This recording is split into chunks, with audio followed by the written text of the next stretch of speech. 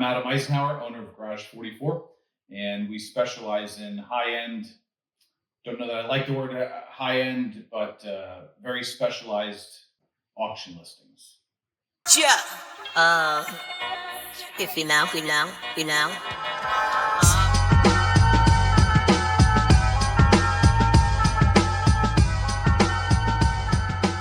I'm getting together with you today for a couple of reasons, right? We've known each other for years, watching you start your company. I think the cars you're doing are really interesting, but also we had an amazing experience. Yeah, we sure did.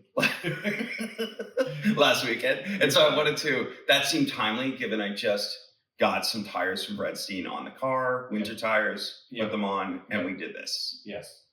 So all winter, do you mind if we dig into that first, then we'll dig into you? Yeah, absolutely. All right, so if you're listening to this, you want to hear more about Adam, and that's more interesting to you, fast forward to that part, right? So I bought this SQ8 last summer. It had the 23-inch summers on it.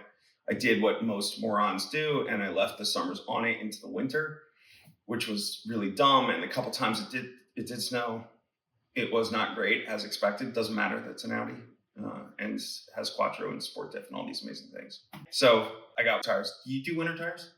I do not. I do not. I have all seasons on all my cars, and actually about a month or two ago, it was time to re-up tires on my E46 325 XI, and I did go with Vredestein tires, the Quatrac.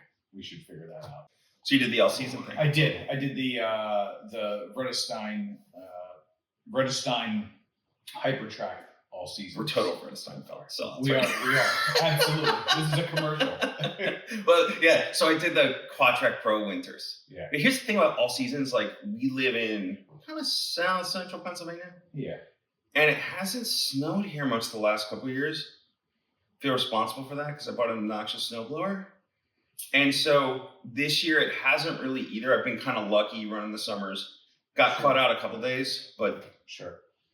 Yeah, over the past, I don't know, decade, I think the last large snowstorm we had was 2016, and we're getting one tonight. 10 years ago. Yeah, 10 years ago. And we're getting one tonight. But since then, I've had an accurate TL front wheel drive, all seasons on it. And now with the XI, it just made more sense to go all seasons on it. I've had great experiences with them so far in the limited snow we had. Yeah, you know, we have all seasons on my wife's car too. It's like it's capable. Yeah. Like, she's taking it on like a 35-mile commute every day, has it multiple days in the snow, and she's been fine. But I feel like winter tires, have you ever had dedicated winters? I had dedicated winters on the first car I ever bought. Yeah. My first car ever was a 93 Ford Pro GT. Purchased it in 1997. It was a pretty cool car as a first car.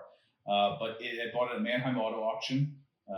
Went in there, watched it come through the lanes. I picked it out, knew what I wanted, and bought it. And it had Bridgestone Blizzaks on it. Yeah. And I think I ran those Blizzaks straight through for the 2 or 3 years that I owned the car. Like through the summer too. I was on Blizzaks all the way through, but I think it might wear. That's the first. I'm sure they did. That's a first car kind of a thing. I started doing winters when I used to get press cars. Mm-hmm. Like I would get long-term cars when I was doing Fortitude, and like Audi would call us up and be like, "It's time to put the winters on." I'm like, okay, well, that's a good problem to have, right? They're providing the winters. Yeah. And back in the day when long-term cars were a thing, but we would do the run down to like the 12 hours of Sebring. Still have winters. And for like here to Virginia, it kind of made sense. March in the north. But then you get down there and like they'd have like, Audi Club does hot laps and whatever.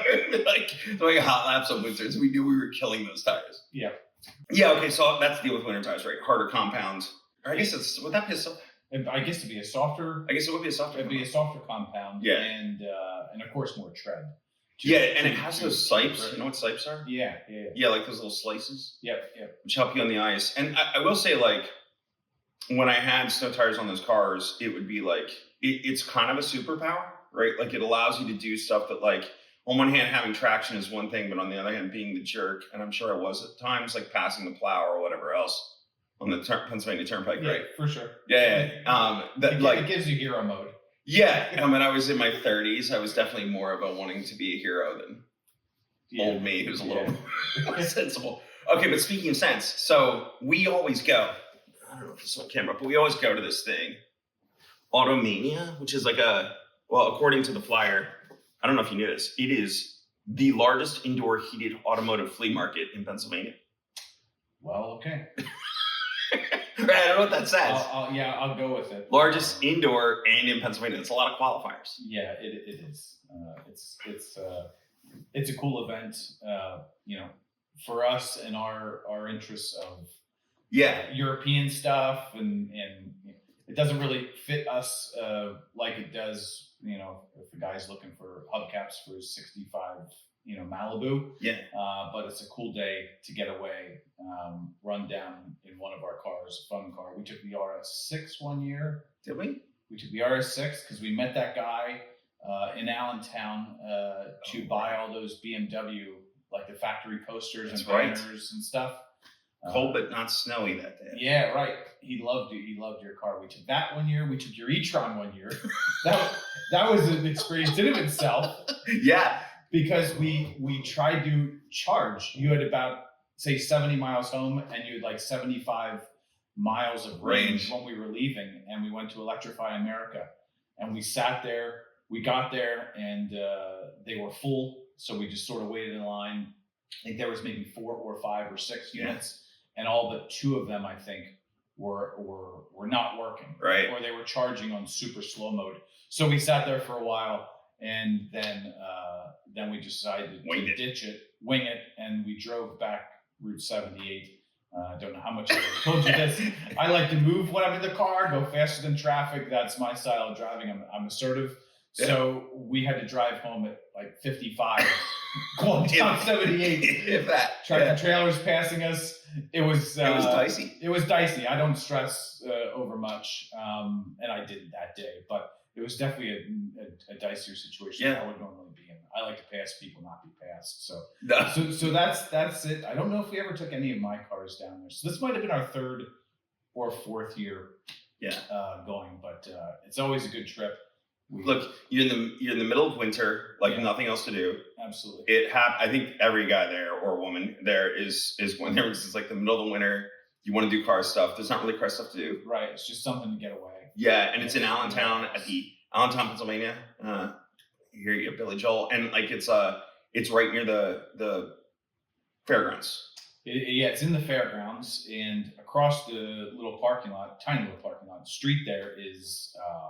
I guess it's I don't know if it's the Allentown Central Market, but it's an Allentown market of some sorts. Yeah. Farmers market. And that's, we both discussed this last weekend. So that's almost the reason that we go. Yeah. Go over there and grab some lunch or some bread, or you get something for the girls to come back or your family and stuff. And it's a good excuse to go down there. We buy less every year, which I guess is good. Although you got that sweet OP Ocean Pacific sign last year.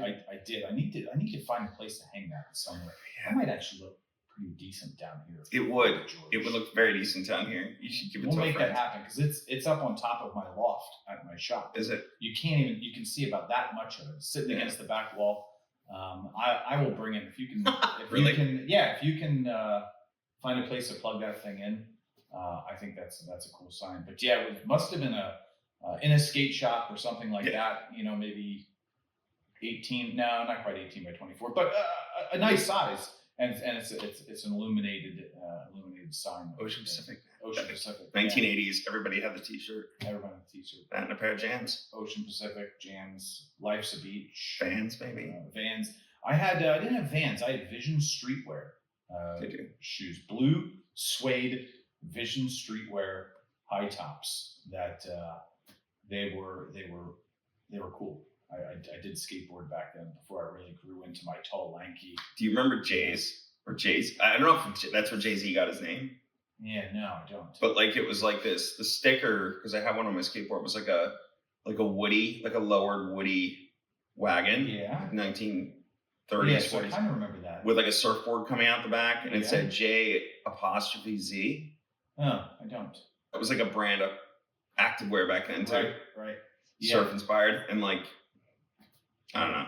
He might have gotten the same there. Yeah, I had my mom bought me the Vision Streetwear, and my brother's 6 years older than I am.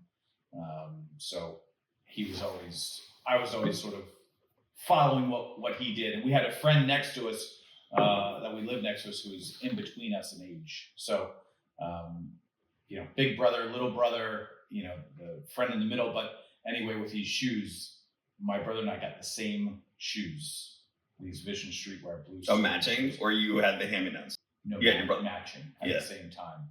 And my brother didn't like that. Probably your brother, I would totally cool with that. No, he did not like that a bit. I didn't understand at the time. Yeah. Because he's my big brother and we would skateboard together and all that. But it didn't go too well with him. But yeah, it's All right, so I don't know if we ever done snow to Auto Mania then. No, we never really ran into any inclement weather.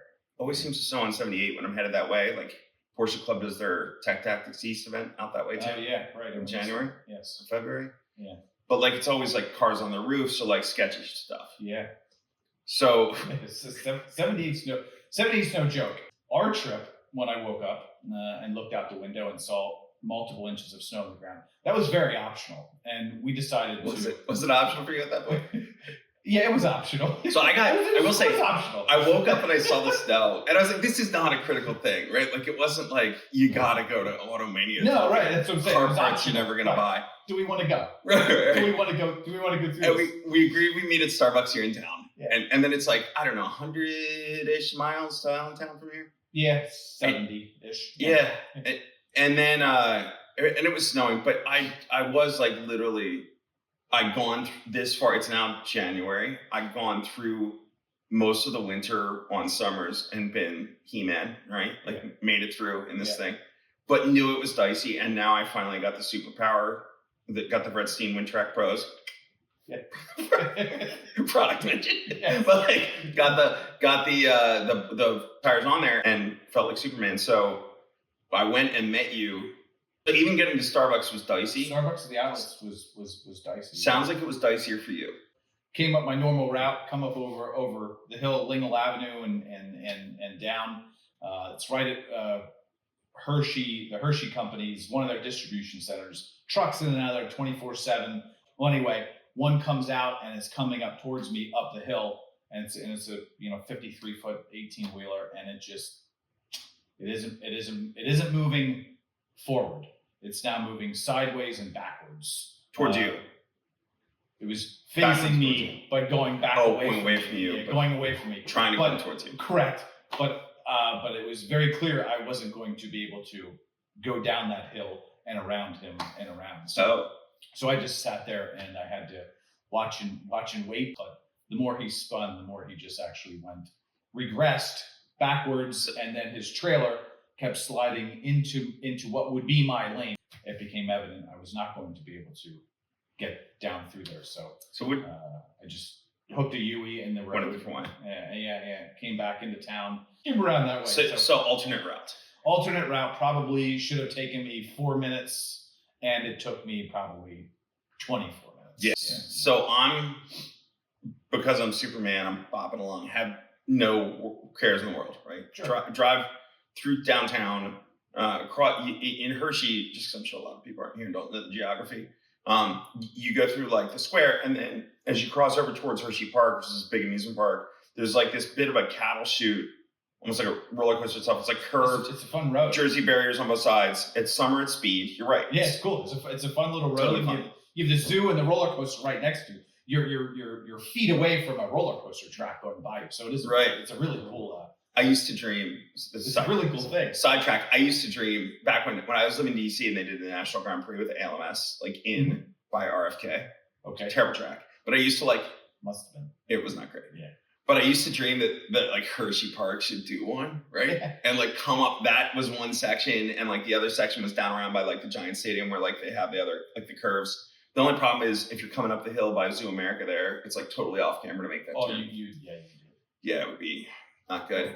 Anyway, it was not good that morning either. It was like no. I went over I was headed into the chute, and still I was like, I've got some tires. I'm not worried about it. And it's not icy. It's just snow. It was snow. Yeah, snow covered. Fresh snow. fresh snow covered the entire streets. Right. Nobody salted. Nobody salted. Nobody plowed. I don't want to say they weren't prepared for it, but They weren't. at that point, there was not much preparation. It was evident there was not much preparation done.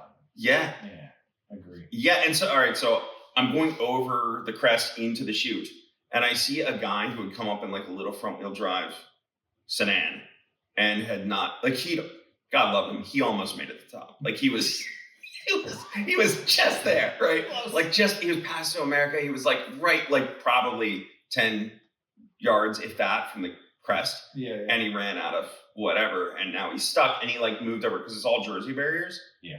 Or cement barriers. He's like over on the far right as much as he could be, because again, it's 2 lanes and no real meat and no real shoulder. And then kind of like a cute girl in like a Rogue or something, like some all-wheel drive little crossover, had made it up the hill and had stopped to see if he needed help. And he's all like standing on her side, which means in my lane, kind of chatting her up. And she's smiling, he's smiling. I can make this out as I'm rolling up. And so like I rolled out my window and I did like the cranky old man thing. And I was like, hey, not a great place to be standing.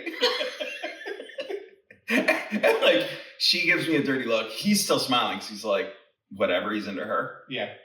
So I leave them and I go down, which I'm now like a half mile from you at Starbucks. Yeah, right on. Yeah, right. We were close. Yeah. So I go down to Starbucks. We meet up. Decide probably smart to go back into town and hit a parking garage. Yeah, back covered. Yeah, exactly. And I don't know why I didn't think about it at first before I left my house, because I was thinking, how could this be better?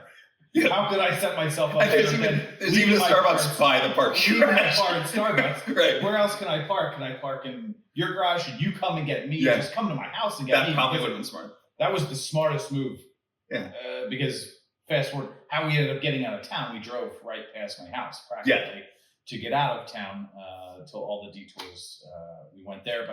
But yeah, so it was it was probably smart to do that. It would have been an inch or two of snow on the ground. But we're not even out of town yet. No, we're not even halfway out of town. We're not even out of Starbucks parking. No, because we end up going back into town. Yeah. And it was very difficult to get back into town because of so your buddy and chatting up the girl at the top of the hill. We weren't going to go that way because that was going to be stuck. And and we went out there's a back way. You showed me the back way. You showed me that, and that's a great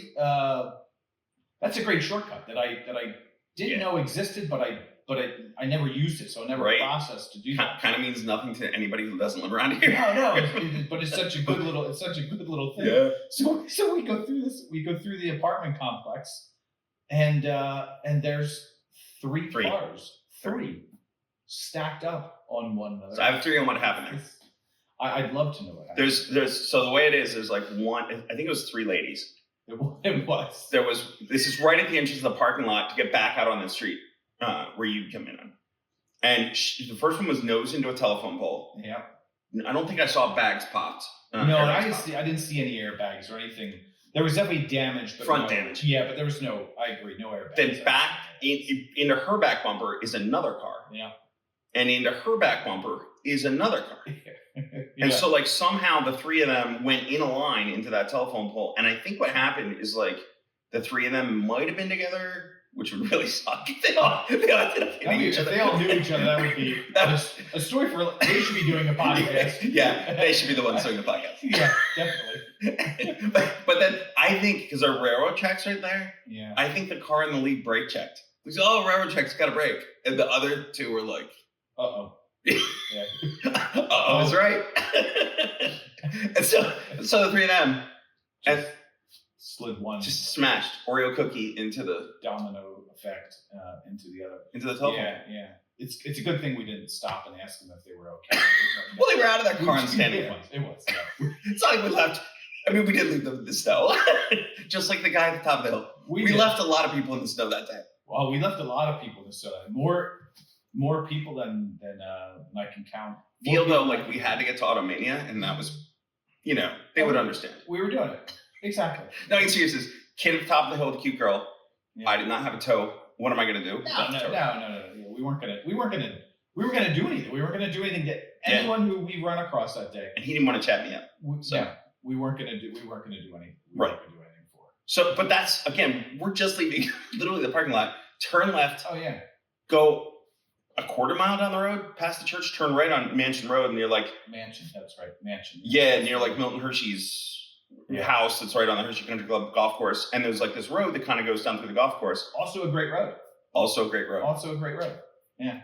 And tell me if I'm remembering this wrong. There was, as you start going up, it's like a very short run to Chocolate Avenue. I passed a car sitting empty in the oncoming lane, nobody in it. Yes. A guy walking up the middle of the lane towards that car as I passed that car. Yes. And then past him was a car that had gone off and was now in the ditch. Yes. And then coming around him, we were not moving fast and you were hanging back, which was smart. And coming around him, there was another car that saw me coming late, maybe? I don't know. I'm in my own lane. He's in my lane to get around that car in the ditch. Yeah. And he hits his brakes, and so he starts to go sideways, sliding towards me. Yes. And he caught it. I'm just watching. Okay. He caught it, and he goes past me. Yeah. So then I'm like, I just want to get the hell out of here, right? Yeah. But no means am I thinking I need to go home. No. It's just we gotta get home. We gotta get over to the parking garage. Yeah. To dump my car. And so I pull up to Chocolate Avenue. Another thing about the Chocolate Avenue is it's also not treated but busier. Yeah. And there's, I don't know about you, I'm sitting there, you're probably behind me still, well, you were behind me, and then I'm watching this long line of cars coming from Palmyra, like westbound. Yeah. And I'm sitting there, and we're on a slight downhill, slight downgrade, and I'm like, if any one of these effers make a right-hand turn, they're going to understeer into me. Like I'm just a sitting duck. And you're gonna be able to watch it happen for 5 seconds. You're gonna know it's coming. I'm gonna and oh my God, don't do this. I'm gonna be the lady that's sandwiched into the telephone pole. You were. That's a very vulnerable situation to be in, sitting there. Yeah. So yeah, I wouldn't want to be there. Well, I didn't even think. I rolled right up to the stop sign, and I see this long line of traffic, and like third car in, maybe fourth car in this line of traffic.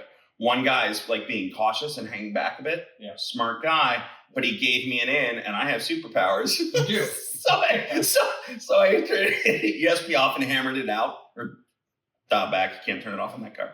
And hammered out. I'm sure he hated me and cursed me for doing it, but if any one of them would have turned right, I was convinced it was going to. It was the move. It was the move to make in this situation. Yeah, not great for him, but clearly it got me out. But yeah.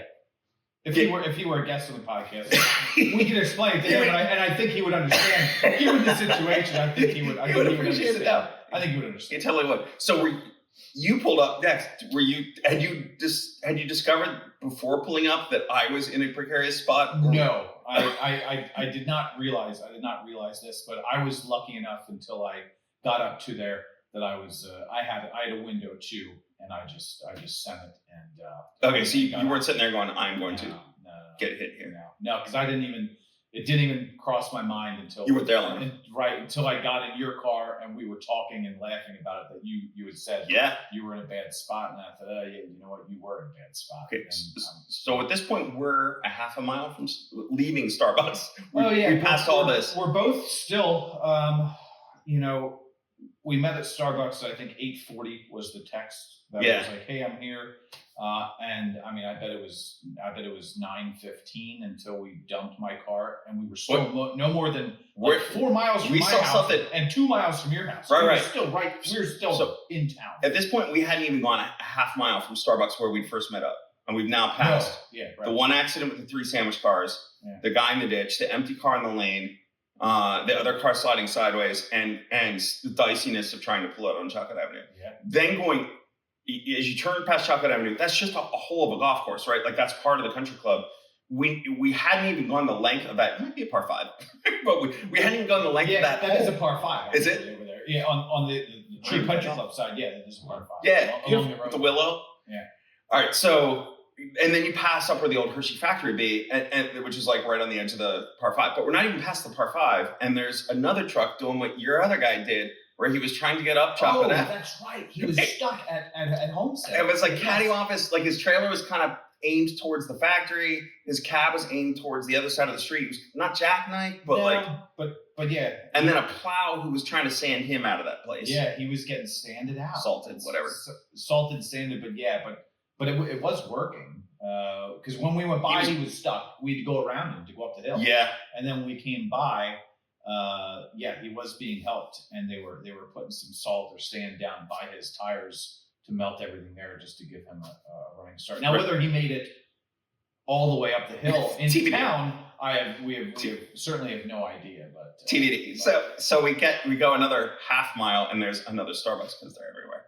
Yeah. But that one has a parking garage, so that one would have been maybe a good Starbucks to meet up. That would have saved us. That would have saved us some time. Yeah. Less of a story, but it would have saved us some time. Yeah. And if we'd have just met there from the get go. I think at this point though, like we put your car in the parking garage there.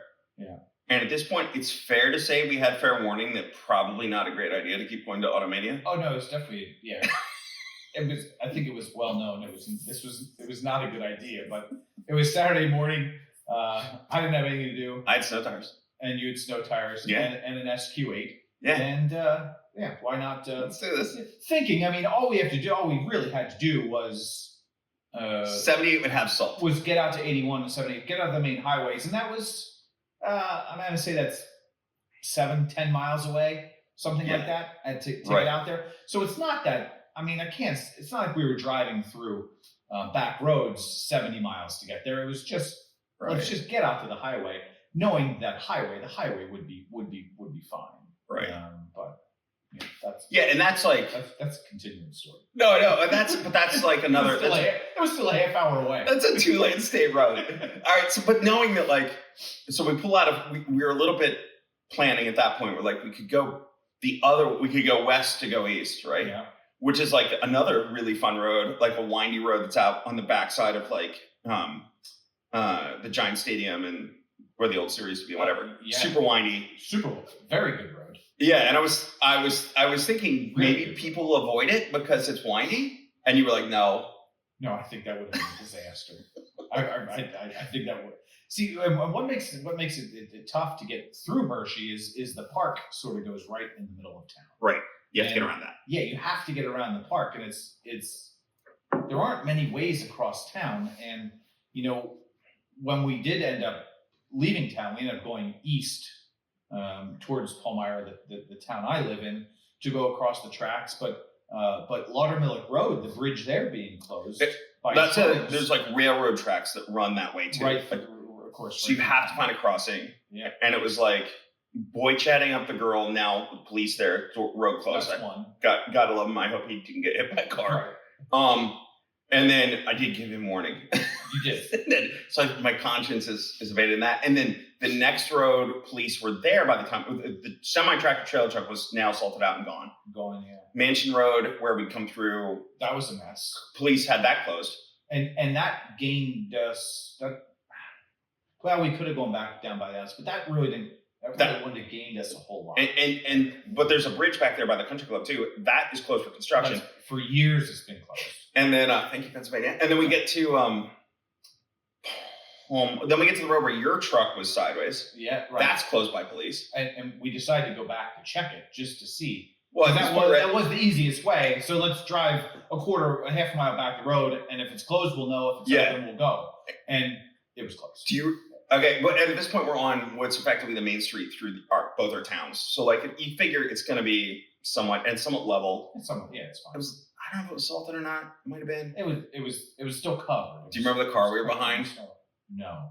It was like a loud, bassy, exhausted Mustang. Oh, the kid with the windows down Mustang. The kid driving with his windows down. He only put the window down for a moment. Okay. What he was doing when he opened the window for that moment in the snow? I don't know. Vaping, I have no idea. Vaping, but you would have it down then if you're vaping, wouldn't you? Yeah, I don't know. But I do remember going by him when we got to the intersection and we went to turn or something. He was there with his window down in a Mustang GT or something. And like the old GMA's retro Mustang. Yeah. Right. Yeah. What was that after the Fox body? I forget what they called that. Yeah, I don't know what they call that, but 94. 94 and up. Yeah. Mine in high school had a 95 GT, and it was one of the cooler cars in school. Yeah, I think this guy thought his car was pretty cool. Yeah. I think he did. I think he did, and it is. I'm not to him on a snowy day like that. Probably not a good idea on a day like unless he has snow tires, in which case maybe. And all right, so we end up in like the next town over, crossing there successfully. That's where we had to get across the tracks, yeah. And then we had to backtrack west to like get to the main-ish state route out to 78. Yeah. Which is kind of maintained. Semi-maintained. We had monster truck guy doing that was kind of, forget that's Gravel Hill, whatever that road is. Yeah. Remember, like, we saw that monster truck guy and he was kind of in the middle of the road. Yeah. Coming towards us, and then we got around the bend and he's like, his truck, clearly he was having fun. On Ridge. Yeah. Yes, that guy was moving. Yeah. He those fat tires that hang out over each side. That was his, he was in hero mode. Yeah, that was his based on his tire tracks when we got around the bend. They were all over and stuff. Yes.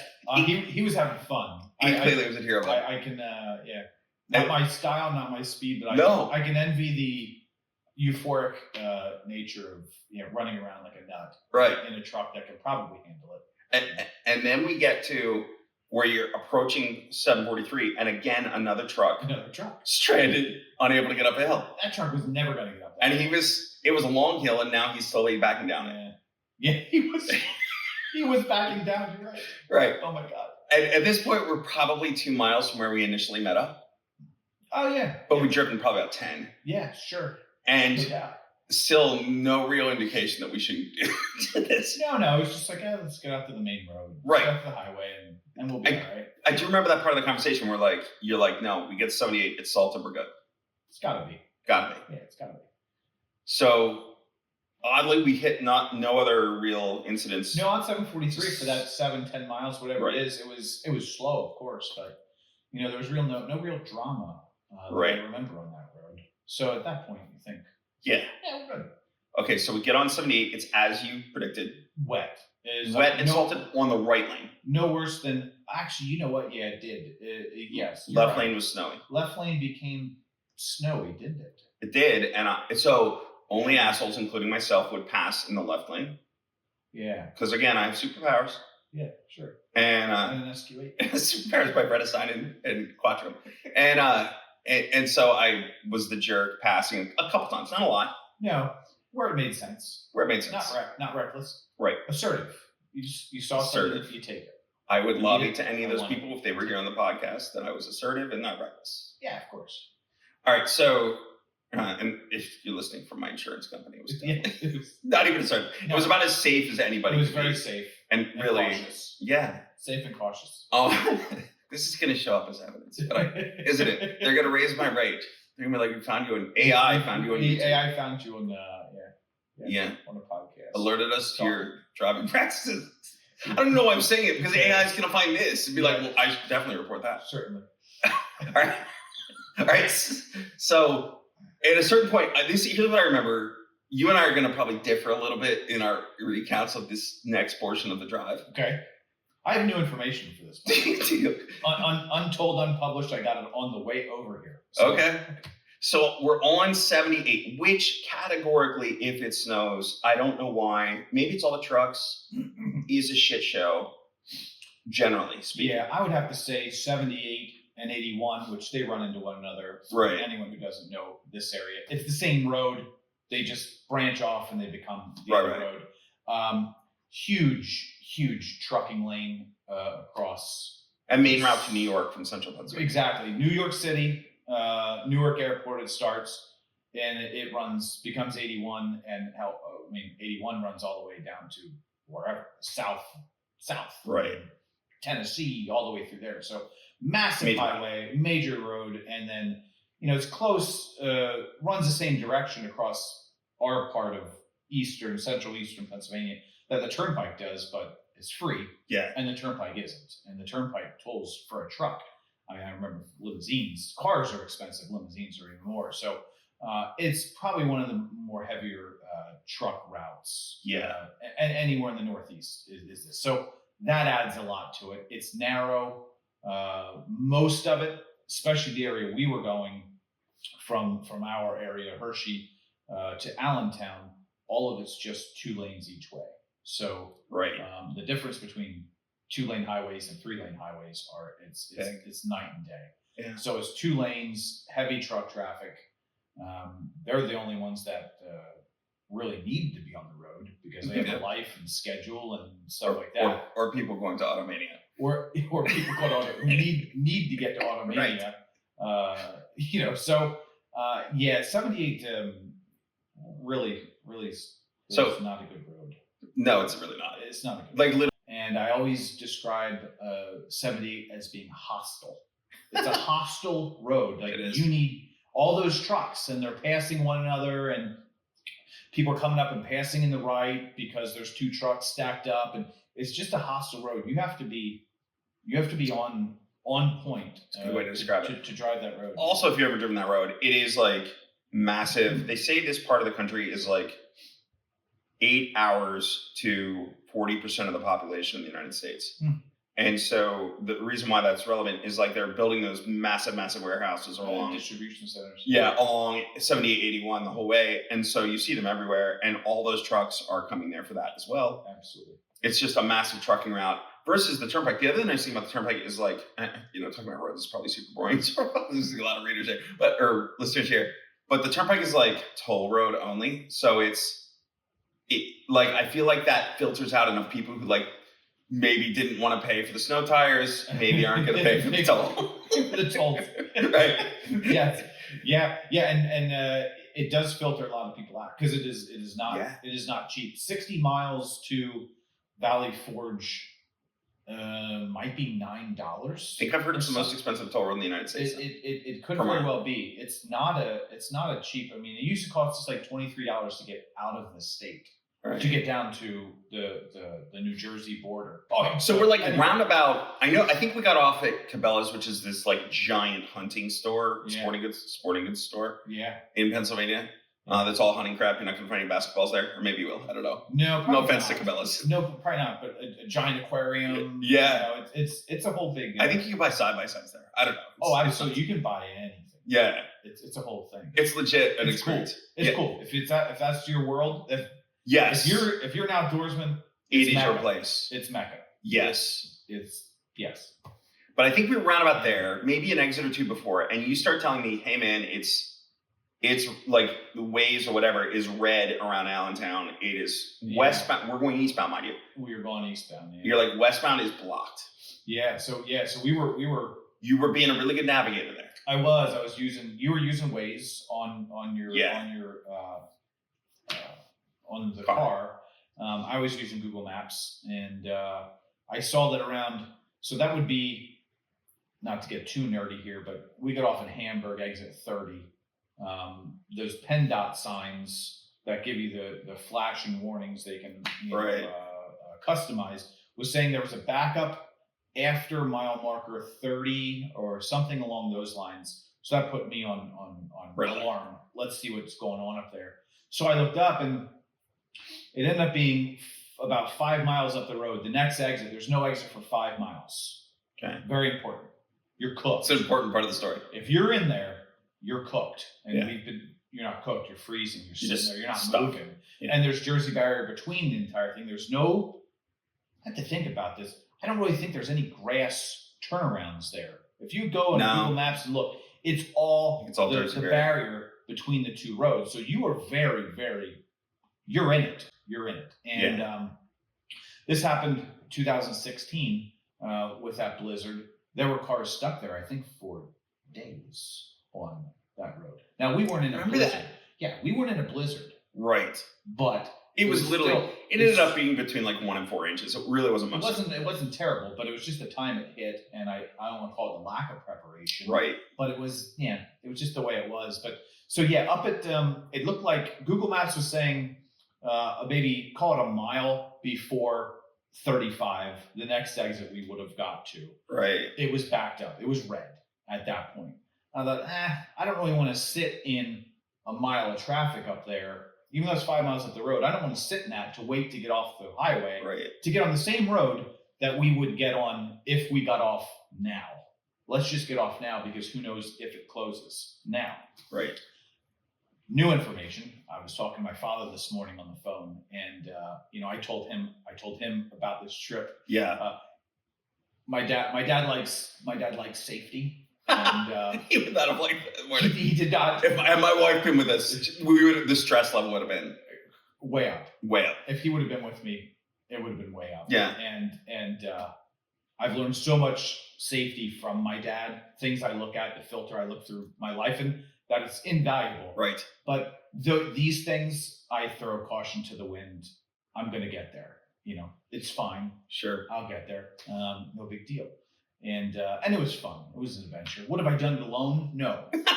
And again, if you'd have said in the morning before we left the house, I'm not feeling it, I would have pushed you. I'd have been like, yeah, okay, that's fine. I'm going to go. At this point, I'm still hop feeling in front of the TV. I was feeling it. It was great. Yeah. So anyway, I was talking to my dad this morning, and he says, "Oh, hey, your brother tried to go to Connecticut last weekend." So I call my brother on the way over here, and I said, "Hey, I heard you're in this. I heard you're in that mess last week." I said, "When did you leave your house?" He's like, "I left my house around 9:30." So after we did. Yeah, but we were at Starbucks at 8:40 when we first met at 8:40. So 9:30, we're probably ish getting on 78. Yeah, and my brother lives off of 7. So 9:30 and 9:30, we were pretty close. Probably. We were pretty darn close to one another. Okay. We got off. Yes. He didn't. He did not. It took him 3.5 hours. He stopped before exit 35. Okay. Where we would have stopped. Okay. It took him 3.5 hours to go that mile for him to get off the highway. Oh. This is all new. Because I felt bad that we got off the road and we went through all of the journey that was what's off about to of come. 70, what's about to come. Right. But I did deep down inside, and we agreed to this. I think we agreed. It's like it was the move to get off because that could have been very bad. It was. If it then closed. I will the admit, other side was closed. Yeah. We discussed this, but to get up there, when they did get off at 35, the exit, only thing they were allowing them to do was turn around and get back on 78 going the other way. Which was closed. No, it was before it was closed. Correct. It was closed on the other side of it. So we'd have ended up turning around and going back to where we got off, or just going home. Right.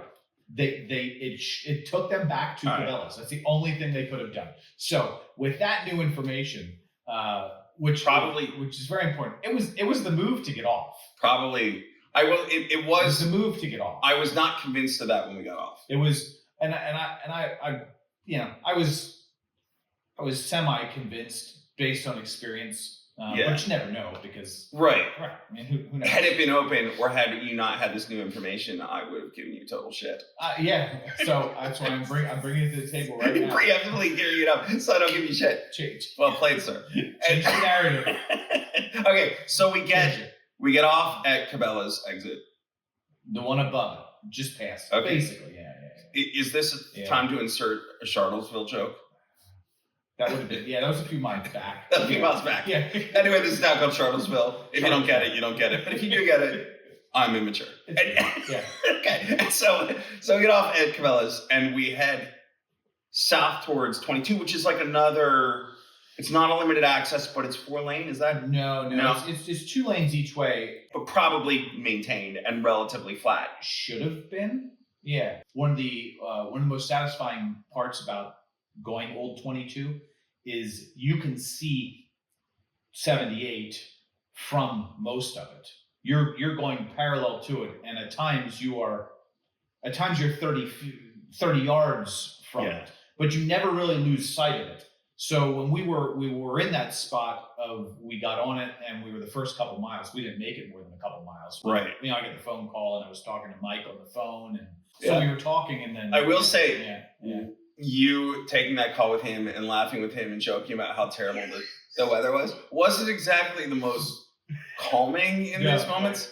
So we're rolling down. Were we on 22? So technically at that point we are on Old 22. Okay, we're on Old 22. We're on Old 22. Yes. And at some point the road is blocked. Yeah. Emergency vehicle. Yeah. We have to turn around. I had to turn around.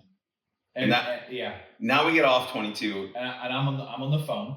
And You were still there on the for a phone. while. Yeah, I was. And at that point, had I not been on the phone, I might have lobbied to just turn around. Yeah, you probably shouldn't have been on the phone. So those roads where we end up getting off of 22. You turned around and you went up this hill, and I'm on the phone and I'm thinking, oh shit, we're going up this road. I don't know the roads, but I know what those northern Berks County roads are. They're beautiful roads. Oh, yeah, well, like theme of the day, amazing road in nice weather. Amazing. Right. Yeah. Like fun, windy, through farmland. Absolutely. When rewind back to the Deutsche Classic coming back, Deutsche Classic 2024, maybe. Yeah. You took the 964. I had my E36 M3. That was a lot of fun. And it was, and we decided like, hey, let's not take 78 back. Let's take some back roads. Yeah. So I just put Google Maps on and picked a little village somewhere and winding through, and they're phenomenal roads. And I don't know if you remember this, one of my biggest oh shit moments in that E36. I was ahead of you, not far ahead, but ahead where. Not far enough ahead where it wouldn't have been a problem. It would have been a problem. I crested a hill and there was a cow in the middle of the road. That farm. There's a cow in the middle of the road. Yeah. Yeah, in the middle of the road. And it was oh shit, go around it. And it's like, I can't let you know because you're not 3 minutes behind me. You're 4 seconds behind me. So you're going to crest the hill at the same spot. Yeah. And oh shit, there's a cow sitting in the middle of the road. And all I can do is watch in my rearview mirror. We never debriefed on all that. All I can watch is you in my rearview mirror, like, oh my god, I hope he doesn't hit this thing. But you were somewhat curious in your rearview mirror, like, will he? Well, I was gonna watch it and what's gonna happen. Yeah, but if he's gonna hit that cow in that Porsche. I should at least see what a cow hitting a 964 hitting a cow looks like. I mean, yeah. Who wouldn't watch it? Who wouldn't watch it? Yeah. Spoiler alert, I did not hit the cow. Yeah, thank goodness. Yeah. But, for the cow. Yeah, right. Also for me. But. So we go, this is what we're headed into. Like, we didn't see any cows that day, but we're now headed into like legit winding back roads. That I would describe them as 1.5 lane roads. Yeah. And although they were fully snow covered, so we couldn't see any surface, I would bet until we got to 222 up there in Kutztown, I bet those roads don't even have a center line. Might not. I'm guessing most of the roads we were on were 1.5 lane roads, and they didn't even have a center line. Would it be fair to describe it largely as either like S curves through blind gullies and whatever, or absolutely, yeah. Or legit farmland where you're just kind of in the middle of fields, and roads tend to like turn when they get to edges of property? Certainly, a little bit of both, yeah. The key point of the farmland being it all looks white. And it's not especially well marked. And so you got to watch the like tire tracks of those who came before you and hope they stayed on the road. Yeah. Yeah. So we go in there on those roads, and I don't think we saw anything between that accident and where at some point we end up. I remember this distinctly. I'm behind a Subaru WRX. But he's legit rally starring the whole thing, and I bet he had snow tires. Yeah, he was having fun. Yeah, and then day. And behind us it's always a Ram. It's always a Dodge Ram, a white Dodge Ram that's kind of like riding me really close. Yep. And it's uncomfortable. It's like, I don't know what kind of tires you have, but I can guarantee I cannot break you. And like, you don't need to be like where there's nobody else on the road but you, me, and the Subaru. We're not getting anywhere fast. Today. Right. So I know I was like commenting on that. At least I was when you're off phone. And because he was behind us for a long time.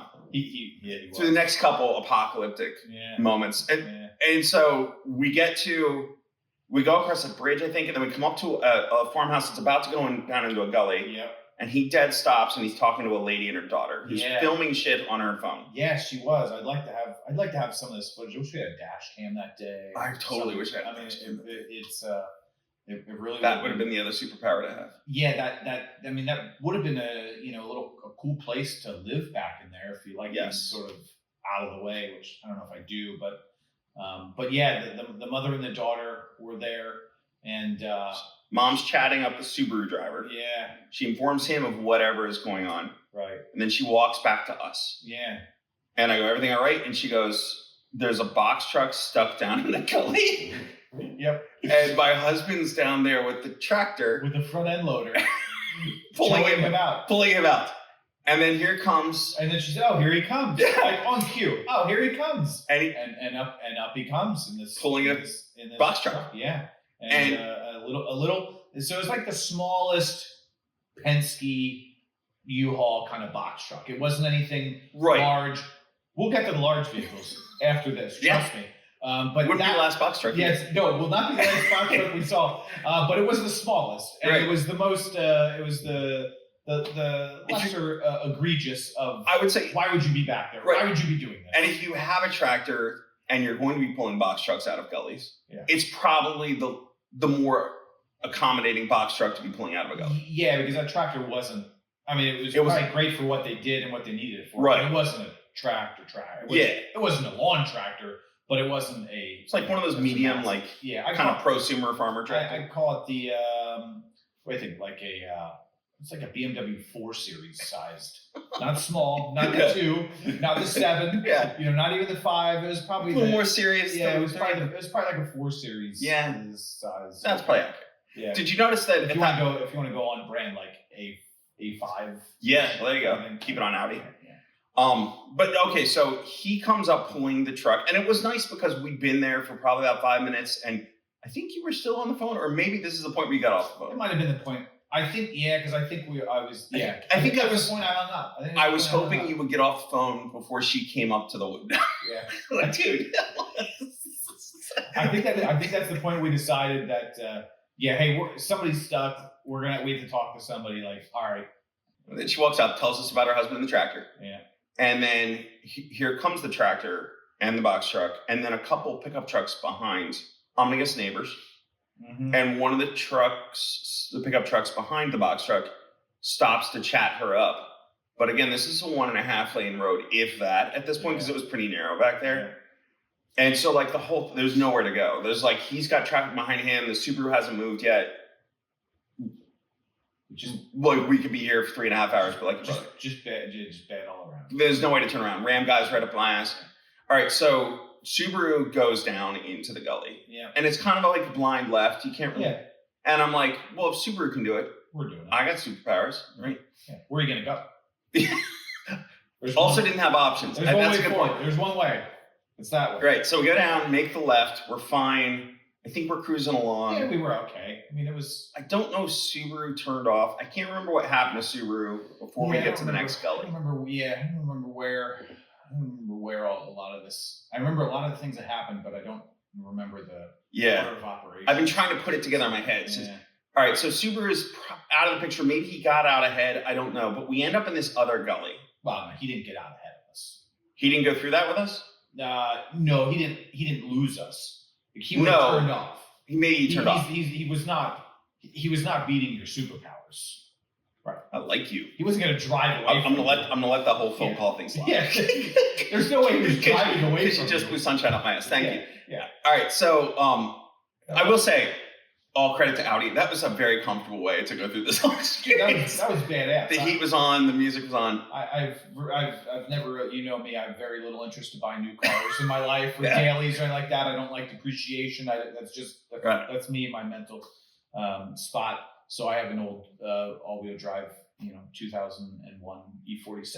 Yeah. And that I don't know would have done so well on this trip. It could have maybe with winter tires. It's a great car. It's a 5-speed. Yeah. Awesome car. I love it to rip around town in. But the 5-speed would have been really the disqualifier to all of that. Yeah. To have to clutch and screw around with all that. But yes, I don't that Audi was a really comfortable way to do whatever nonsense we got into. We're gonna go through this. I mean, how what else do you want to do that in? It was, other than a Rover, which kind of might be a little overkill because those are so competent. Right. Like this I will say, handle anything you threw at it. Especially when we go through what we're about to go through next, which I think is the diciest point of the day. That was, yeah. There is part of me that the whole, if something happens to this car, just even the depreciation from like Carfax like history is going to be more than I really want to deal with. Yeah. So like, so it was meaningful. It was all comfortable except for the fact that like my well-being is riding on this figurative land, literally. So all right, so we go into this other gully. Yeah, the next gully. It was also surreal. There's a car like Our Lady back at the parking lot in Hershey. There's a car into a tree, not a lamp or a phone pole. That is correct. And he's sandwiched in by another box truck. Yeah, which I would describe that as probably the second largest box truck you could buy. Without going to like a big, like commercial cab. It was still a van. I think it was still a van cab. But the guy he was in the tree. I don't know if because we weren't there. I don't know if he went in the tree first and the box truck came down the hill and went into him. Yeah, I don't know. Or however they ended up in a line. They were both sandwiched into the tree. Off the road, yeah. Car guy, I assume car guy is like out of his car, standing on the side of the road. We're stopped now right in front of car guy in his sandwich car. Yeah. And he's in a hoodie. He has to be freezing. And because at this point, it's still snowing. Actively snowing. It's snowing. Not blizzard. But it's snowing hard. Heavily. Medium to hard. Yeah. It's snowing at that point. Yeah. So and like a light, wonderful, fluffy snow that would be a ball of fun. Deeper. We go deeper and deeper and deeper, and it's still snowing. Right. It's not stopped snowing. No. It's still snowing. Yes. And he's standing there, I think on his phone, if I remember correctly. And then there are like three knuckleheads who were, I think, in the van. Probably, yeah. And like we're sitting there looking at them, and they're like, "Oh yeah, go around." And the reality is, like they're kind of waving me around as we come to a stop, and I look in the back. Dodge Ram is still there, yeah, right? Yeah. And but I can't see because the van's in the way. We're like at the bottom of this gully. We're the bottom of the gully, yeah. Where the truck's kind of blocked, like sitting cattywampus across our lane. Yeah. But he'd been going the opposite direction. Right. And so had the car that's now in the tree. So only one car can go through at a time. Right. And we can't see up the hill. In a spot, yeah. Nor do these three knuckleheads from the truck have any God-given right to be able to see what's going on the other side of the truck either, because they're all standing on our side. Right. The truck's between them and the hill. Yeah. And so I decide to go around. Yeah. And I go around the first time, and coming down the hill, we see, I remember seeing cars kind of on either side up at the top. Yeah, chilling up there. Right. And then this sedan it was a Honda Accord. I have to hand it to him. It was a Honda Accord. If you're going to slide sideways down a hill towards already wrecked vehicles, it was about as elegant as you get. It was. He did a... He's coming down sideways. Yeah. Right? Yeah, because he kept trying to get traction. Well, he was moving the front of the car was like pivoting down because he was sideways on the road. But sideways meaning this is again a 1.5 lane road. Yeah. This guy's sideways. There is nowhere for us to go but throw it in reverse and get back around the truck. Right, exactly. We were in that half lane, 3/4 of a lane. Right. We were the only car that could pass. There was one passable route. We were sitting in the middle of it. Right. And as he kept spinning his tires, he kept coming down, and all I could see was him just it going and not stopping and just hitting us. Yeah. Or hitting, T-boning the truck with his door, like the side of his doors or something. Here's where I thought he was elegant. His form was amazing. He clearly did not have snow tires on. No. And he is sliding sideways, and it seemed like gravity wanted to pull him towards the truck. Oh, it did. And on the other side is a ditch. Yeah. And he would you would see his wheels spin, and he would pull it towards the ditch. And then he'd get off throttle, and it would start going back towards the truck. Yeah. Throttle, truck. Yeah, he was kind of coming. Yeah, he was kind of coming down like this. Right. Yeah. And he gets to down by the truck, and he kind of gets on throttle, straightens out, rolled past us, and kind of looked pretty normal. More power to you. Yeah. It was nice work. It was nice so work. Golf clap didn't have the right tires nor car for that day, but it's truly elegant. But his form was amazing. He did a good job. And then so the knuckleheads are waving us along, and here's where I'm I don't think we talked before I moved, but it was maybe I said, do I go? No, yeah. I don't know if we did or not, but it was... We know those other idiots are sitting at the top of the hill. Yeah. and we don't know what kind of tires they have. Uh-huh. And if they come down the hill and it causes some big massive pileup, I've got nowhere to go because Ram truck's behind me. Right. Thank God he didn't follow me around the truck the first time. Yeah. I'll give Ram guy credit for that. Yeah, he sent us out there. Yeah. And so I had a lot of motivation right there. Like, one, we know the road at this very moment is clear. Yeah. And I know that, like, I can probably get away from Ram guy. Yeah. And I have some superpowers. And we also we asserted ourselves that we were already in the. I guess because people had seen me come around. Yeah, we were already in the whole of the road. That's a good point. You know, so we asserted ourselves as we're gone. Yeah. And you wasted no time. Yeah. So send it. I said we send it. Send it right up the hill. Yeah. So we go around the truck.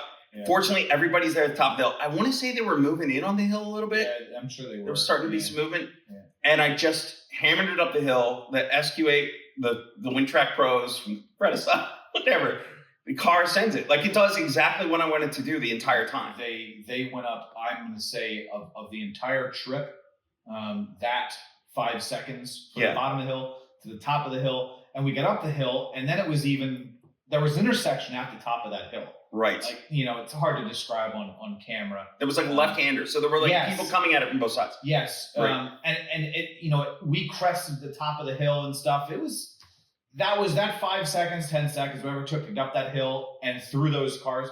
That was the single most impressive part of the trip. Maybe the diciest. It was definitely the diciest. But when we got to the top of the hill and I didn't wreck, I wish my kids were there to see me be that cool. It was super satisfying. Yeah, it was really good. Like, holy shit, we're through this. Right. And you didn't. What I give you credit for is you didn't crawl up. Like, no, you sent it. Yeah. Like, it was a legit. Yeah. And that was. Well, we couldn't crawl. If we crawled, they might come down the hill. And then right. Effed. It was. That was probably the most impressive part of you as a pilot. The car itself, the Audi, and of course the tires. Well, getting us up that hill. And right. That was. Yeah. No, I only remember one other incident after that. Well, as we're sitting in that gully, I will say, to back up there for a second, I was sitting there thinking to myself, it's too late to turn around. Like, even if I wanted to turn around. Yeah. I think I might have been thinking that back at the gully with the tractor. Yeah. Like, it's too late. At this point, we're committed. Yeah, we're getting there. Yeah. Which is Or good. we're not getting there. But we're should trying be to committed. get there. Right. We're trying to get there. So I only remember one other incident was... I have two. Okay. I remember two. The fire truck. The fire truck, but before that, and one of the coolest things I really did wish, in hindsight, you did have your camera. It wasn't the time to take photos. Right. The covered bridge. Oh yeah. We got to an old covered bridge. Beautiful. Again, would be beautiful to be. I want to go like. Actually, on a snowy day, it was quite beautiful. It really was. I think we should. Again, we were on so many different roads. It would be really hard to drop pins or figure that out on Google Maps. I could try to, because we could probably get to a couple of the places we were at, but to recount the route or redrive the route. But if we go to the Deutsche Classic this year, find that definitely, we should come back and we should find that covered bridge just for the heck of it. Because, make it a little adventure either going. Look, if I didn't have to get anywhere that day, like that would have been a beautiful place to hang out in the snow. It really. Again, we were in some really beautiful spots. So, but yeah, so the other time is we were seeing the light at the end of the tunnel, but still remote at that point. And we came down and we saw a fire truck. I guess we were probably the first car in line there, if I recall correctly. Yeah, and he had the road closed. He had the road closed because there was a Wegmans tractor trailer alongside the road, going the same way we would have gone. But he was clearly not moving. He was stopped. He was the reason the fire truck was there. All of that 78 eastbound traffic is trying to find their way, or westbound traffic, where it was closed. That's what it was. Trying to find their way west, which is the only business a Wegmans truck has. It's the only business most of those cars back there. I mean, remember we were going by some of these houses. Those 3 idiots in the box truck, I bet, were 78 traffic. Correct, absolutely. Right. There was, I'd say 90% of the traffic back there that we encountered that day was people detouring like we were detouring, right? Because we were down that far now. We were down to that area where it would have been closed, right? And so people who would have gotten off there. or the other traffic. We drove by some of those. We were that remote where there are not many cars that go past these houses every day. No. Like, this was a big day. Which is probably why that girl had her camera out that Well, day. yeah, where was the where was the one guy? He was sitting outside smoking a cigarette on his porch, and he like waved as we went by. So fast forward or go back to this Wegmans truck, the fire truck, and we thought about there was a right-hand turn where we could have deviated further off the path, but like, let's sit here for a second because we could see the guy directing traffic down there, or at least outside the fire truck. And we're thinking and we're trying to make our decision, and then a Honda Element comes through the other way. And then we knew that, okay, it's single lane, they're mix and match, they'll wave us through. We'll be able to get through. Right. So they allow us to go through, and we come down, we pass the Wegmans. Like, what the hell is this guy doing? Seems so ridiculous to see the Wegmans truck. That guy has no business being here. Right. And it's in the woods. We get in. It's blind right left-hander. before the woods. Blind left-hander. We come around. We pass the fire truck. Come around, and then there's another tractor trailer coming the other way, sitting still, static. And I remember saying, "Well, it's just a pup. It's all we can see in a pup is the small tractor trailer. Okay, like the shorties. Like the shorties. Okay. Well, at least it's just a pup." And then we passed the back of the pup, and there was another one back there, and it was a tandem, whatever they want to call it. Which aren't those like supposed to stay on highways anyway? I believe they're probably supposed to stay on highways. So he had really no if business. Wegmans had no business back there, He had none whatsoever. I don't know right. how to go further past that to describe it, but he had no business whatsoever being back there. But I do remember it wasn't jackknifed or anything like that, but I just remember that moment. At that point, then I think we get on a major road. Yeah, we were kind of straight. At that point, we were probably we were probably pretty close to Kutztown or the main road, one of the main roads into Kutztown, and we were probably pretty good from there. I think I remember being about 8 miles out of Allentown, but it's like straight. Oh, absolutely. Two lane. So we get into Allentown. Still some time to go. Everything's still sw covered in downtown Allentown because you got to. Like near the fairgrounds, you're in like neighborhoods, and like all still snowing. Some great looking little bars around there. Yeah, it's a neat little neighborhood. Right. Yeah. But we get to Auto Mania. Surprisingly well populated. A lot of people there. There were more people there than I certainly would have thought. I was hoping it would be empty. I think that was. So let's. No offense to anybody there. So it's I could look. I think I know what it was. You sent Tony a message when we got to the parking lot there. Right. He would have been a really good. He would have been a good third. He would have. Yeah. I have friends who would have probably been dialing my stress up there. Yeah, but Tony would have been. He would have kept a cool head. Tony would have been cool. Yeah. He absolutely would have been cool. But your message to him in our group chat was, "Hey, we made it," and I think that was 12:20. So it was 12:20. That message went to him from the parking lot. And we met at 8:40 at the first Starbucks. Right. And you and I our paths crossed. 8:40. So that's 3 hours and 40 minutes. So on one hand, what is normally about an hour drive? We could be there in an hour and 10 minutes the most to get to the fairgrounds. Yes. But over 3, however, not stuck 3.5 on 78. On 78, which would have been I like you. I like the SQ8 and stuff. 3 hours. I might have. Especially here's the if we'd have been stuck, I'd have been really pissed. Not at you or not at the situation. I'd have been pissed at myself for knowing that this would have been a possibility and not being assertive enough in what I said. Get off the highway. Right. I think we should get off the highway. I don't think it's a good idea to go sit there. I would have been mad at myself I would have regretted not. Back at you? Because I was in a spot where you didn't really want to get off. I got that vibe, and neither here nor there, I don't care. Right. Because it's a situation where nobody knows who is right or who is wrong. Right. It's roll the dice. My vibe is like, man, get off the road. Right. We got to get off this thing. It could turn bad. So the other perspective coming to what you just said about you would have been annoyed if you hadn't Yeah. Like there were many times in my head, usually involving gullies and box trucks, that I was. You were like, why did we get off that? I was going the other way, where it was like, look, we could be stuck on 78, but we'd be stationary. I'm about to send this thing with its brand new snow tires off to the collision center. We'd be on flat surface. Right. I mean, human nature. How would you think that? I wouldn't think. Roles reversed. Right. I'd be the same scenario. What the hell did this guy get me into? Yeah. Why would he do this? And then you took the damn call. that was great. The call is the call I shouldn't have taken, but I was just texting with him. Like, hey, are you there? No, I didn't. And I never met Mike. We've talked via Instagram. He comments on some of my auctions. He sells a lot of cars on Bring a Trailer as well. And he just started doing it like full time. Yeah. So we're due to catch up, maybe collaborate eventually on a car or a project or something.